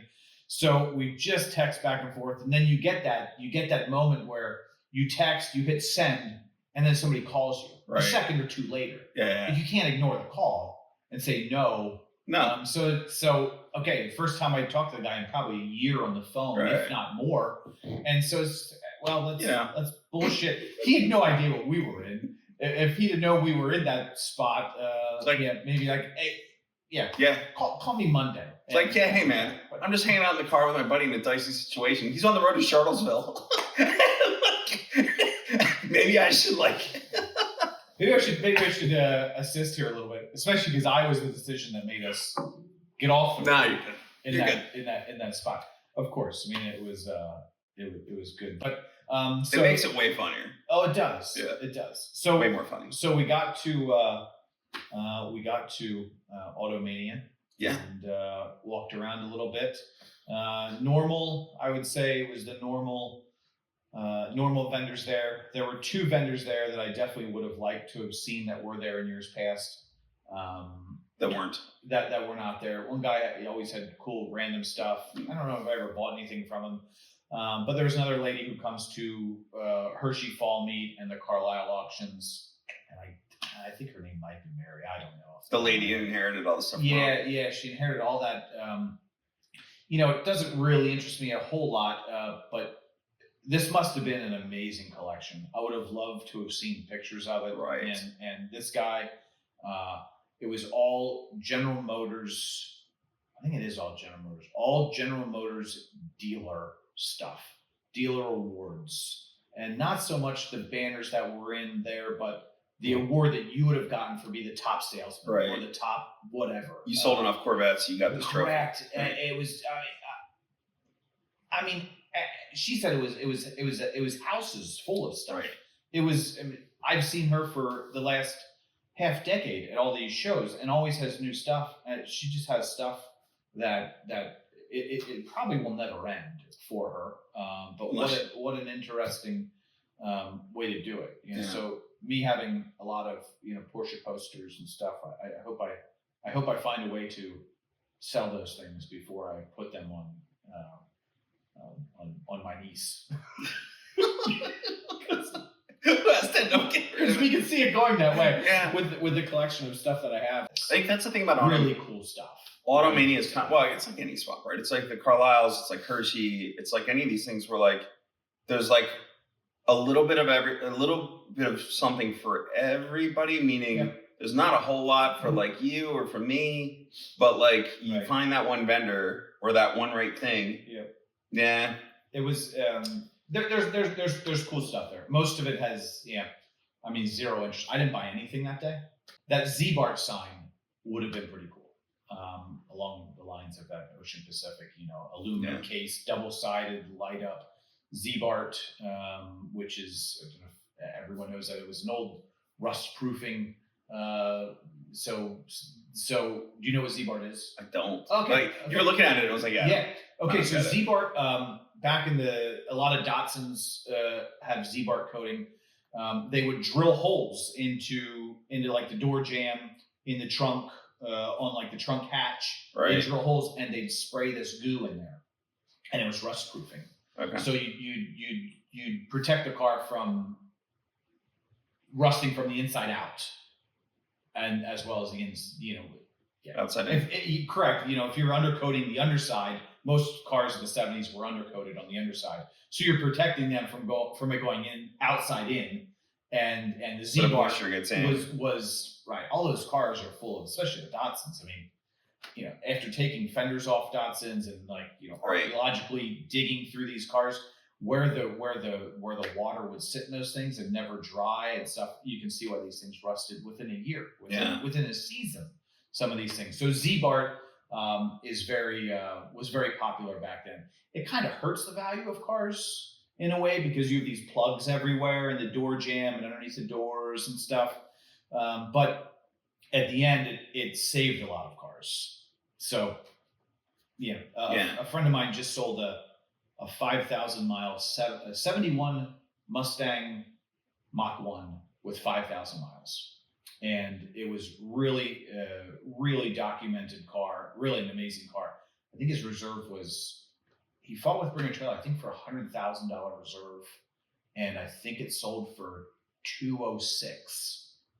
And it was one of the best auctions I've ever watched. At the end, it just went up and up and up and up. But as part of it, not to sidetrack too much, as part of it, the car was Z-Barted. And it had the Z-Bart match pack, the receipt for it, and all the little tchotchkes, the keychain that they would have given you. Just here, you paid $200 of your car Z-Barted. Here's all the tchotchkes to go with it. It would have been neat to have, in a good collection of stuff as go along. And I've never seen one before. Right. Does it have much value? No, it doesn't, because it doesn't say Ford on it. It doesn't say Datsun. It doesn't say anything on it. But you know. Neat sign. Yeah, probably that was probably one of the cooler things that I saw there. What was some of the cool things that you? I got a pocket knife. Yes, it was like cool. Yeah. So I did check. So previous year, I bought a little Monaco license plate that was like bike size. Yeah. Yeah. It's over on the Super 73. Out of frame over there, but yeah. Yeah. Bike. So over on the Super 73, there's a Monaco plate frame or a little license plate. It's like legit, like license plate frame gauge steel. That's cool. Oh, yeah. I remember when you bought that thing. Yeah. And as it turns out, when I got home, I figured I Googled it, and they were giving out. You can imagine days it was given out in Wheaties, like in a set. So like, you get a license plate in your cereal. It wasn't a real Monaco plate. That's not even like Ayrton Senna on the cover of Wheaties. That would have been cool though, for a Monaco plate. Yeah, but they were like plates of the world, right? And like one was Monaco. And I forget what I paid for it, but I just know that like it was a lot cheaper on eBay. I think it was I think you paid $35 to $40 for it. So and it was like 12 on eBay. Yeah, it was something. It was So fast forward. So I see this pocket knife that's like, I remembered my dad had this pocket. My dad was in the Navy. He got this pocket knife issued to him, and like it was cool as hell. And I had a pocket knife fetish as a kid, like loved pocket knives. And I took them with me to camp, and somebody stole all my pocket knives at camp. They stole them all. Yeah, I think so. I think they're all good. I remember my dad had one that said Barlow on it, which was cool because I read about that in like a cowboy book at the library or something. Yeah. And then I had the U.S. Navy one. I remember the Barlow one getting stolen and being bummed about that. The U.S. Navy one I haven't seen since then. And I see this one, and it's like $40. Like, oh my gosh, right? It's too bad Dad's not around to see it anymore, but like I got one. Yeah. Then I did come home and I checked that on eBay because it was like $40. So that was the same. That was just either the same vendor, and another the one side of it or something like that. That's another lady who like her husband passed, and he had this insane collection too, and she sells his stuff now. Yeah, I think this guy was like sharing her space. I don't think this one was her. Right, exactly. You could walk in and around. Yeah. And he had like some kind of Nazi thing that had been had been found after the war. Or whatever. You're right. I think he had one table sort of at the end. That was. He had military crap, different stuff. Yeah, so he had I think he had a Nazi knife, and he had which I'm sure somebody brought back from World War II. Sure. And then this thing, and I bought this thing, and then I Googled it, and they're pretty widely available. Somehow, I haven't figured it out. Mine is labeled as like a 1986 version, but they all look the same. Yeah. And they all seem to have years, so there's probably a year stamped on it somewhere that I haven't found. And I like date codes. Right? You can find date codes. And well, shout out to you then. And so the cheapest one I found on eBay was $40, and they ranged from there to like 100. So like, perfect. yeah, Yeah. I feel like I did okay there. You bought it right. Yeah, there was that, and there was like a big BP gas sign. Yeah. And that was, I want to say $1,000 or so. Yeah. And it was giant. It would have fit like not anywhere in your house. No, maybe on that wall. It would have done really well on that wall. I have a Golf sign and an Audi dealership sign that I haven't hung yet. Well, those need to go up there. I think that's not wide enough for the Audi dealership sign. But Really? Yeah. It's obnoxious. I've measured them. You. I think I can hang it out there in the garage. I got a space for it. Back by above where the SQ8 is. Well, yeah. So that belongs back there. I mean, that's yeah. Good. That Audi sign would be really good here. It would be really good in here. Yeah, it would be. Especially if I backlit it. Should we just trade the Audi sign for the OP sign? No.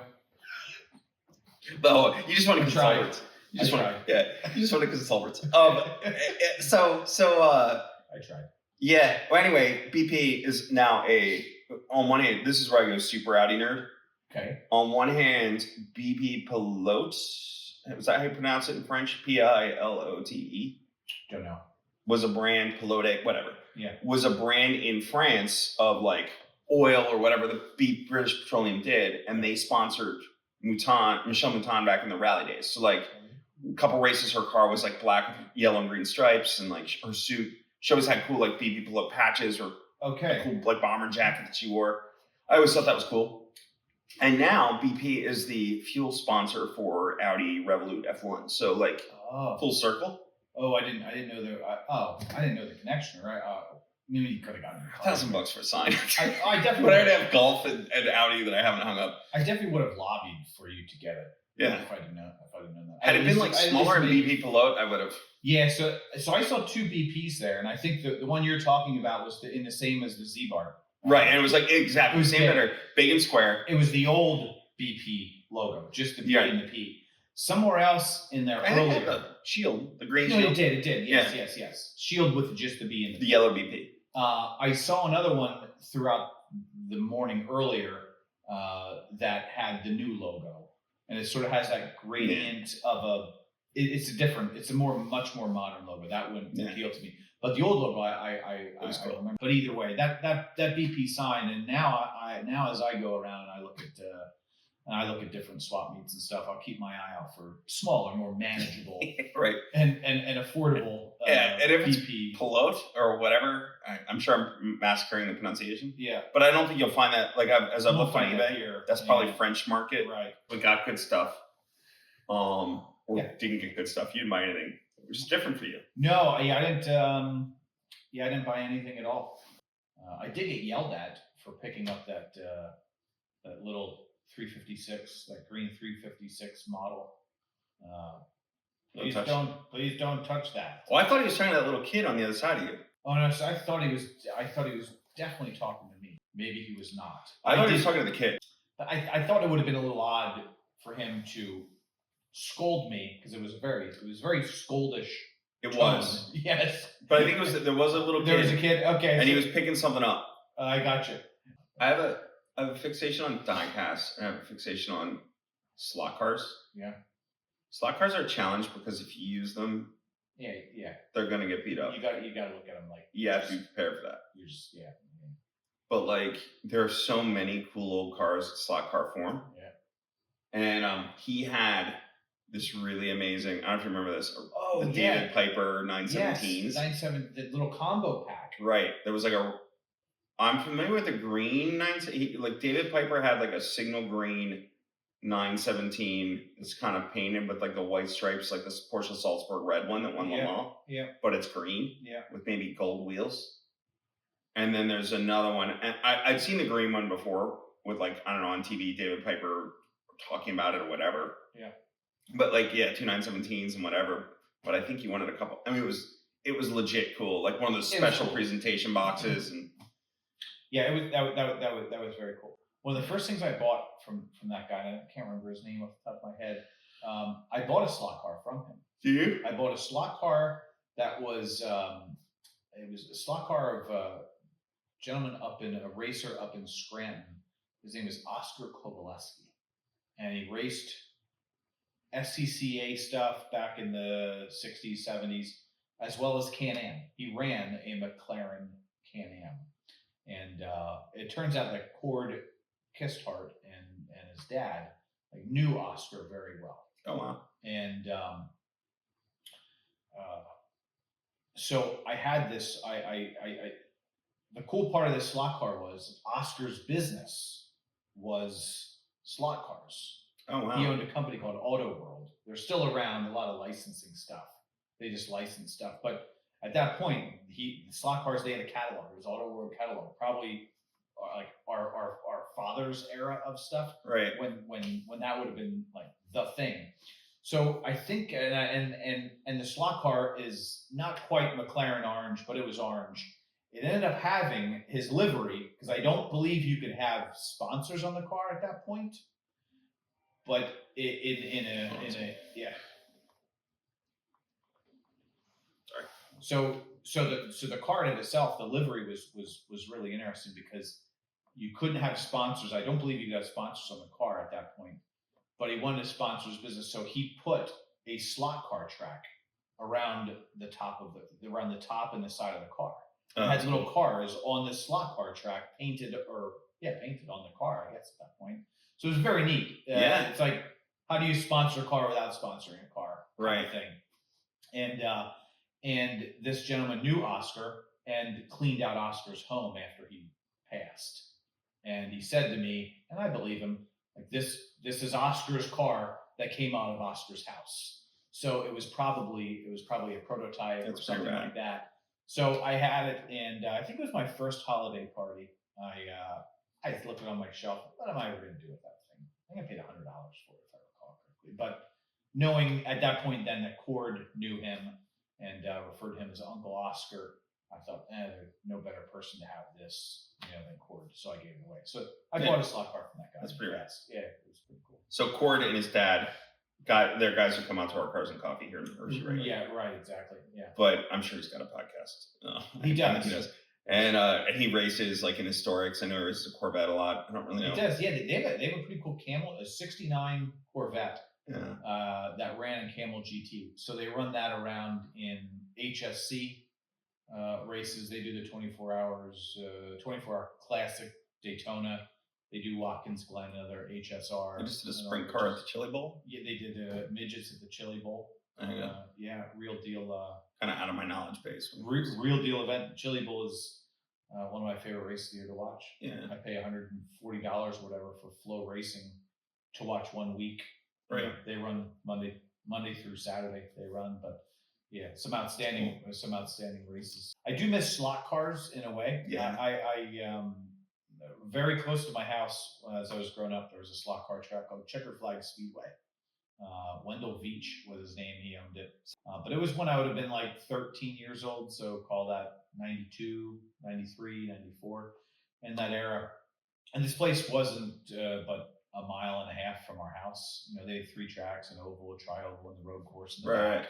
And so we would do, they had leagues, and I would do Friday night, league night. My dad and I would go over and we'd paint our cars and do all that stuff. And my dad didn't really race much, but I was doing the racing and stuff.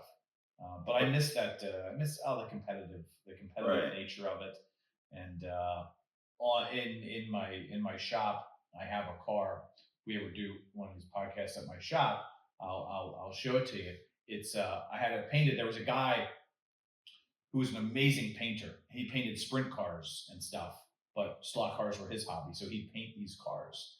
And incredible work. He had like in and out burger cars and all sorts of stuff. I had him paint me a Philadelphia Eagles car. That's awesome. And the whole front car, do you remember in the 90s Zubaz, like the zebra striped patterns? Right. You remember that? Very like, 90s. The apparel. Oh my gosh. Yeah. So I had like the front of the car was painted Zubaz, and there's the eagle with the spread wings. That's awesome. Yeah. So those were 1/32 scale, and 1 or 2 years I was the 1/32 is like what scale extract and exactly square slots. Yeah.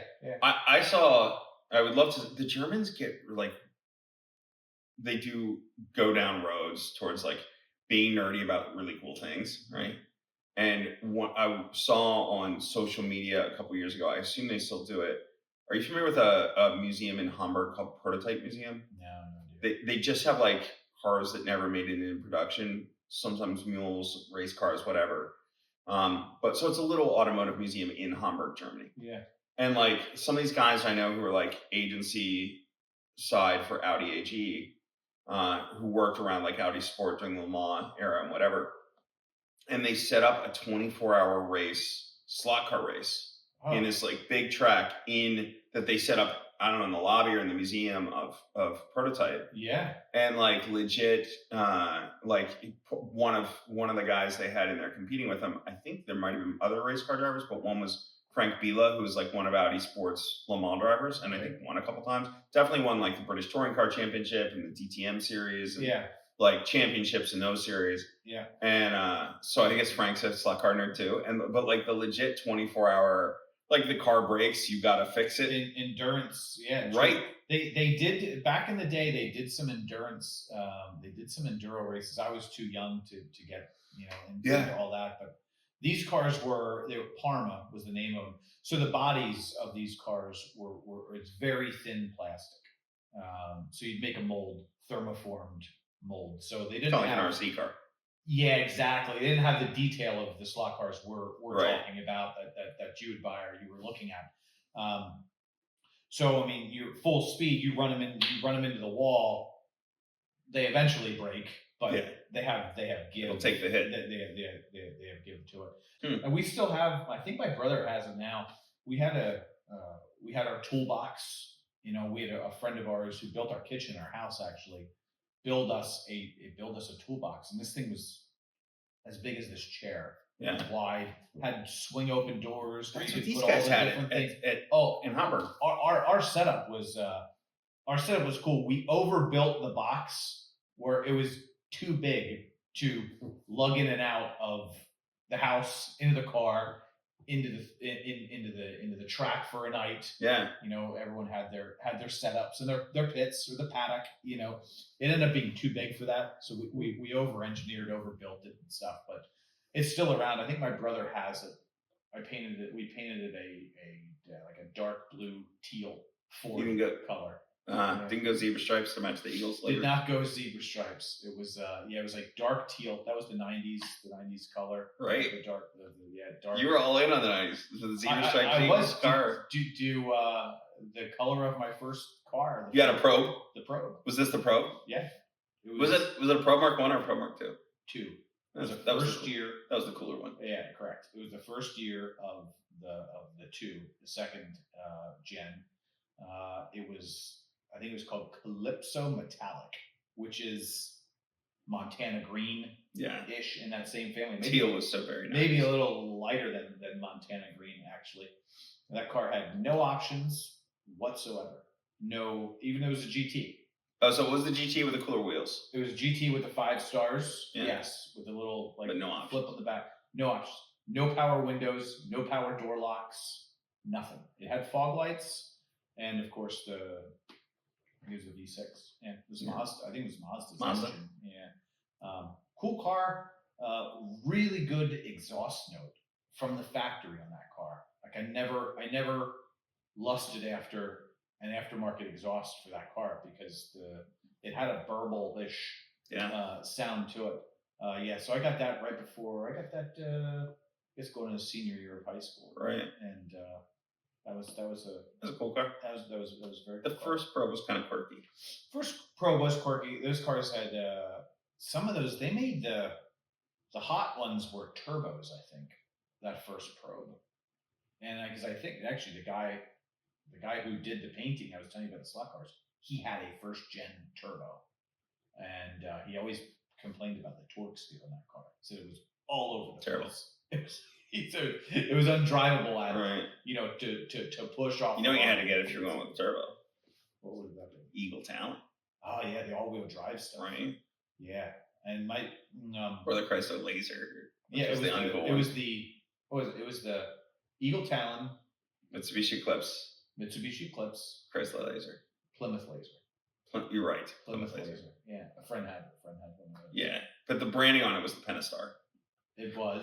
My buddy Joel, It was. his dad was shopping, and I think his dad was like wanted one of those cars that was cool, but was like kind of cheap. Yep. So like he bought the Chrysler, although it did have like BBSRA looking wheels on it. So that a friend of mine had one. He had his was a laser, and it was a non-turbo laser. It was 5-speed, and it was like champagne color. It wasn't quite gold, wasn't silver. It was a champagne, and it had those BBS looking wheels on it. The car actually looked pretty good. It did. It did. Although kind of like the Probe, I thought those cars were cooler in the first generation, not cooler in the second generation car. They were cooler than the first generation Probe in that first generation. Yeah. But then when the second generation came out, they also got a lot cooler. Yeah. Like the second gen Talon is legit cool. Yeah, my brother bought a 97 Eclipse GSX, and that was when they that was like the revision of the next, whatever the next generation was after these cars, the laser. Yeah. Then they just went. I think they dropped the laser. So they just went with the Talon and the Eclipse, and they had sort of it was more the modern car. And then in '97 they went to. I think they had the GSX all the way through, but in '97 they went to that big wing on the Eclipse. Right. That's almost matched like the 3000 GT VR4 wing. Yeah. I mean, the wing on the Eclipse was probably this big. My brother bought one of those new. It was like a dark gray pearl, little purple in it. Yeah. It's a cool car. You see them starting to come up on Bring a Trailer now. Yeah. And low mileage ones are bringing pretty decent money, which should be no surprise. That was a cool car, especially the all-wheel drive. That car, I think 210 horsepower or something like that. Yeah. It's scooted, and the turbo. It was tunable.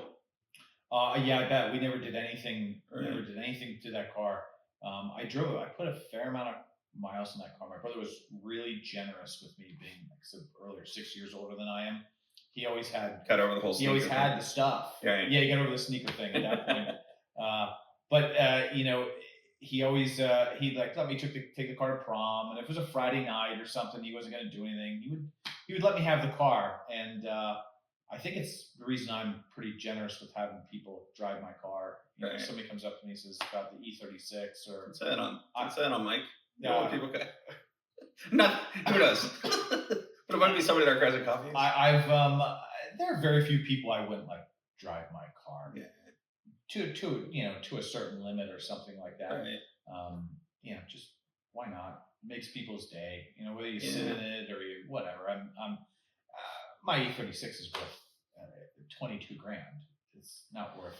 No, it's more like if I had you and I swapped keys one day. We did. And to drive your 964 and you drove my car, and if I had your car, I'd probably be a little less liberal with throwing keys across the thing. But if I trust somebody, I trust somebody, I do. Yeah, I mean, I'm very I'm very open with that.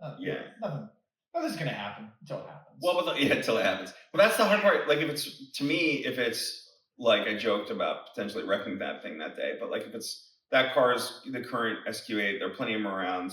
Yeah, wouldn't be hard to replace it. Right. If one had to, I think it's more when they start to move to the irreplaceable. Yeah. Like Woody's Elan. Yeah. The E-Restored. Like, he's offered to let me drive that a couple times, and like I'm curious about it. Dude, stop being curious about it. Do it. I don't want to. Seriously. I don't want to do something dumb in that car. But you because it's. I'll tell you this. Here's and maybe Woody sees this. Maybe he doesn't. I would fly with Woody. In fact, him and I are semi-planning a trip to go down to Barber Museum. Yeah. We're gonna get in his airplane and go down for a day. The motorcycle museum, Barber. Yeah, exactly. So love to do it. So I trust Woody, and I'll get an airplane with the guy. Right. And both seats in that airplane are probably as wide as this one seat. So right. We're going to sit next to you, whatever, for 3 hours, 3.5 hours, whatever. I trust Woody to do anything. I went with him one time in that Lotus, and there were times where I was shitting myself. In the passenger seat? Yes. Yeah, I've been out with him in his car. And he knows what he's doing. So and he does, but I don't need to do that again. Oh, fair. I don't need to do that again. Right. And when I drive his car, when I drive any car, even my car, I don't cross 0.6. Yeah. I might in a straight line and run it out. But nobody's with me. I'm not going out. I'm not going out in the back roads. Right. And running this car and feeling any bit of oversteer or anything like that. No, that's not me. But Woody's car, that Lotus, is one of the top 3 to 5 cars that I've ever driven. Really? And I would expect to maybe ever drive. And yeah, whatever. Just how visceral it is? Yeah, correct. It's not that fast. It can't be that fast. It's. I'm sure it's quick. It's faster than you need it to be. Right. Well, there's nothing to it. It's faster than you think. Here, I guess it's faster than you think. First time I ever got in a 356 Carrera, a 4-cam car. Right. I wasn't driving it the first time, and it was the owner of the car. And we got out of his driveway, and he stood on it. And that was a moment of, holy shit, I never thought a 356 would be this fast. Right. It doesn't need to be this fast. Yeah. It was, and that was a late version. It was a 2-liter, and it had 904 internals and stuff. So we dynoed it at 130. I think it was 135 at the wheel. So it was probably a little over 150 horsepower, at the crank, that's a lot for a 356. Right. I don't know what Woody's car would be, but being fiberglass and everything. I mean, it's lighter than 56. Oh my gosh, Yeah. by a long shot. Absolutely phenomenal car. I have enough room. I can't drive it with my shoes on. I take my shoes off. I have big feet. That's the only downside of that car. Your head sticks up a little bit. Yeah, a little bit, but as long as the top's not on it. Right. But we have that Datsun Roadster. I don't drive anymore because it's Dad and I have it because my knees touch the dashboard, and that's just to if somebody bumps me, everything from here to there. I'm gonna have to have a new hip put in, or a broken femur or something. So it's not worth the risk to me. Woody's car, you're in trouble in. Yeah. But I don't have that. That's kind of I have room in that car. Believe it or not, it's smaller than the car. Interesting. Smaller than the Roadster, but I have more room in that car, and I wouldn't have a problem driving that car anywhere. And I've driven it probably, I don't know, maybe 3 or 4 times. I took Sam Russell out in it one time. He was looking at it, and it was one of the first times him and Joy came over to Cars and Coffee, and wanted to make sure he, felt like give him an experience. So I said something to Woody. I'm like, hey, Sam was over there looking at your car. Would you mind if I take it out in it? And he threw me the keys and we went out. And just did that. He's totally chill about the thing. Given how much time he put into it. Oh, I can't. The car's stunning, but I can't imagine. I truly, there's a few things that cars I would really want to own one day. I'd love to own one like that, or one done as good as that, or that car. That would be a long-term car that I'm more about, like you too, 90s stuff, right, era that we wanted, and I can get my M3 and I'll do it in 6 weeks, from now, and drive it to Amelia Island. Right. That's where, until I can have a collection, which I don't even know that I want a collection of cars. Right. We talked about this last week. There's too many cars equals too many problems. It clogs my head up. But that car there, if I wanted an old car, I think that would probably be the top of my list. I think the thing with the line too, with Woody in particular, like Woody's old school, right? So he's like, he didn't not that he doesn't give a crap, but he's not afraid to do that stuff. In that, no creature comfort's fine. He'll just go do it.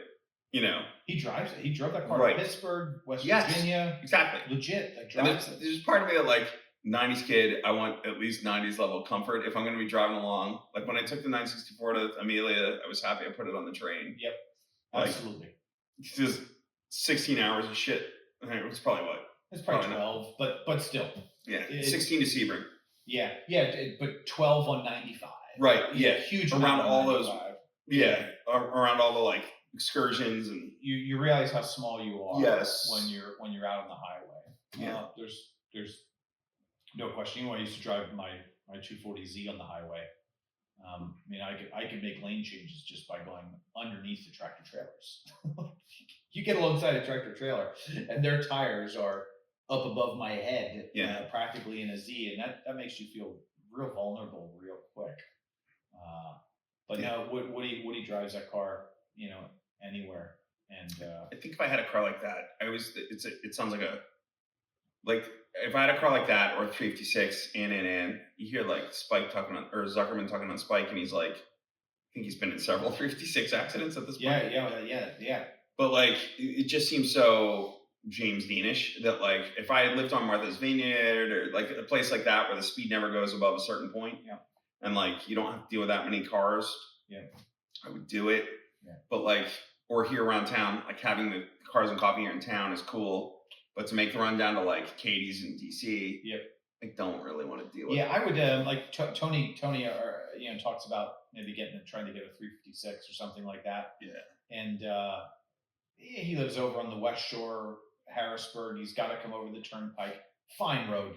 That little stretch of Turnpike would actually be a blast because you can top speed run across there pretty good. But yeah, it would still be a fair amount of highway driving and having to encounter some things that it's just it's all percentages. You remember that 356 replica, the blue one that came out? Yeah. Like when I knew he had it for sale, and I was like, showed it to my wife and my kids, and they're like, that thing's awesome, right? And I got a ride in it, and I knew he had it built right. Like 356 replicas can be all over the board as far as absolutely quality. Yeah. And he really had it done well, but like at the same time, like I started talking to like people about like how unsafe is this thing? Very. Yes. And when it comes down to it in today's day and age, very. Yes. Yeah. And that's what like the 964 is about as old as I want to go. I am drawn to like an old F-body 911. Like I'd love to get a 912 or something, but Irish green, Steelies, all day long. But thin steel. Yeah. The 911, at least you have some structure around you. You have a roof, whatever that would help you with. I don't know. But the Speedster game is a fiberglass Speedster would be I would probably draw the line there. Around town only car. Around town only. Yeah, for sure. All right. Well, we're 2 hours in, dude. We are, absolutely. And then 24 hours of Daytona is going on. It is, yeah. So we probably ought to call it. I will say this: one thing that's not lost on me is we're having this conversation again. Back to the Vredestein commercial that maybe this episode is. Like tomorrow we're getting legit snow, like a foot maybe, legit or more. I saw 12 to 18, and 12 to 18. In some of the maps I saw that have the pockets of colors, they make these purples so close to one another you can't tell what purple is what. Right. But I also saw a little circle around us and a little bit north of us in the 18 to 24 range. So who knows? But I can predict one thing, that we will be shoveling snow. Yeah. I got my blower working this week. I don't have a snowblower. It's probably something I should add to my house. Well, if you get jammed, I have I don't want to pull the truck out in this. No. But I bought one of those, like, this is totally janky, but it works locally. Speaking of just driving locally, I got one of those, like, those like little carts that like the old guys drive, and like the little motorized things that get you around parking lots. And there are these things that they make that you can, platforms that you put on a hitch with like a little fold down ramp, so you can ride that stuff behind your SUV with the trailer hitch. And I bought one of those, and it's weight rated for my blower. Oh, for the blower. So I can to get it in. Yeah, and when I drive around with it back there, it bounces around a lot. But I can put it on the back of the SQ8 and bring it over if you need it. I'm just saying. No, my go-to used to be, I live a tenth of a mile from my old business, the limousine business that I was a part of. Do they have plow? They have a plow. They have a plow that comes through and plows, but there's a snowblower there as well. So my go-to would be, I would end up walking down there. I'd have to clean snow down there, and I just snowblow my way up the alley to get to my house, and then snowblow my house, and then walk it back. Yeah. But that's not realistic anymore. So I mean, I'll have to. Well, no. I'll shovel my driveway out, but whatever. It's a long driveway, but it's a driveway. I'll offer you this for your own peace sign. If you, not my Audi sign, I may need to run the blower downtown anyway. Yeah. So if I have to run, I'll call you. Maybe or so. All right. I don't know why this is on the podcast. People will be like, just shut up and wrap it I'm up. sure you'll cut it out anyway. But I will. Yeah. but yeah, no, this was it was a fun trip doing that. Next year, I'm sure we'll do it again. Yes. Probably be a little less dramatic of an experience, but I'm glad we did it, and it just goes to show you that you make your own experiences in life. No, I mean honestly, we could have sat around and texted back and forth and nonsense that morning and watch TV in our own respective houses and family and all that stuff, but just send it. Yeah. Send it. Let's go. You want to go? Or alternatively, had I wrecked, I'd have been like, I can't believe we did that. But I did not, which means that will be more. It was such an excellent time. We will go again. Yeah. Even if it's sung. Yeah. Yeah, man.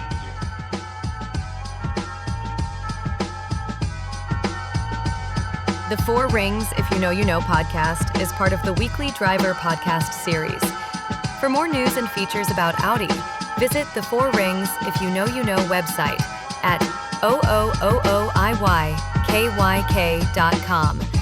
That's 4OOSIYKYK.com.